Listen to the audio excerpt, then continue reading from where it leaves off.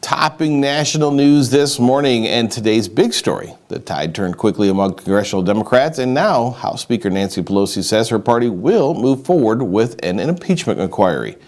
Karen Kefa is on Capitol Hill this morning with the latest and where this goes next.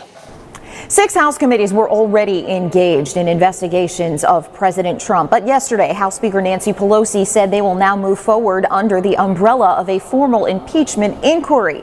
And with the next presidential election just over 1 year away, the political stakes for both parties couldn't be higher.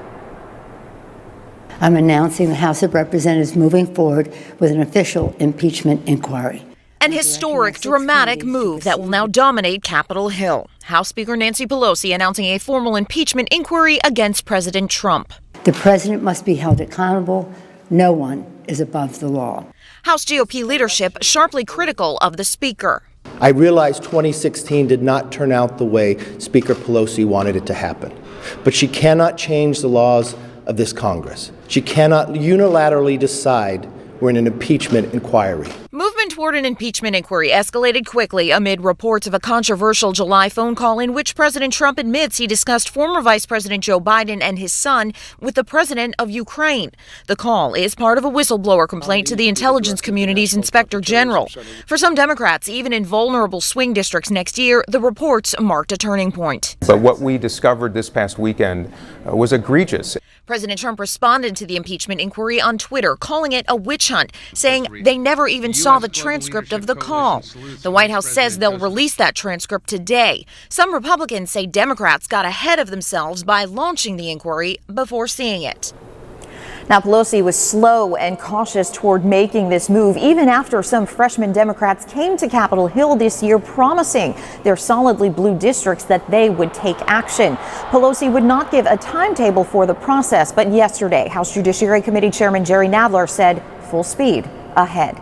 On Capitol Hill, I'm Karen Kefa.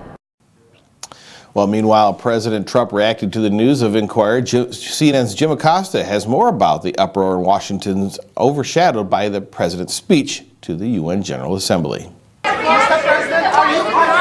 Admitting he held up military aid for Ukraine just before he pressed that country's leader to investigate former Vice President Joe Biden, President Trump offered up a new excuse for his actions.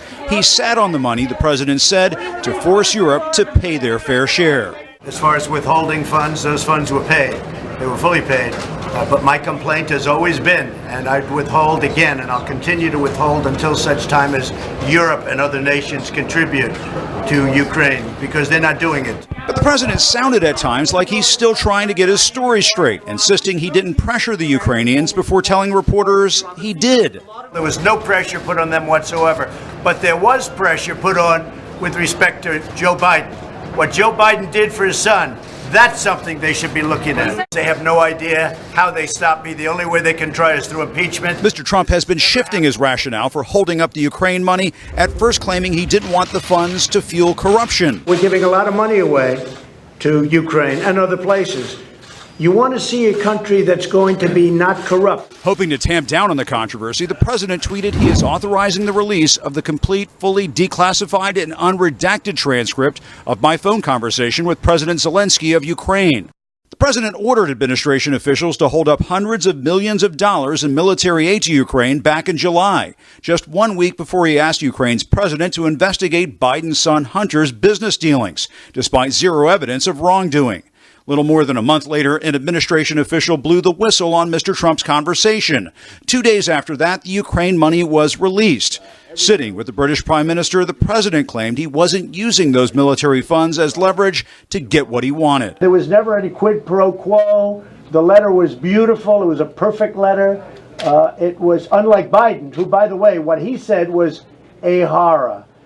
And ask how his son made millions of dollars from Ukraine. The new looming Ukraine investigation hung over the president, who sounded downright low energy in his speech to the United Nations. Wise leaders always put the good of their own people and their own country first. The future does not belong to globalists. The future belongs to patriots. In response to the uproar, Biden fired back. I can take the political attacks. They'll come and they'll go, and in time they'll soon be forgotten. But if we allow a president to get away with shredding the United States Constitution, that will last forever. The president had one other distraction at the UN in the form of 16-year-old Greta Thunberg, the young Swedish environmentalist pleading with world leaders to confront climate change. Her emotional pleas for action prompted this tweet from Mr. Trump, who appeared to mock the activist. She seems like a very happy young girl, looking forward to a bright and wonderful future. So nice to see. Thunberg trolled right back, adding that comment to her Twitter bio. A restrained response that might be described as being best. Well, Trump has promised to release a transcript of his call with Ukrainian President Vladimir Zelensky. He is expected to sit down with Zelensky Thursday at the sidelines of the UNGA before holding a press conference.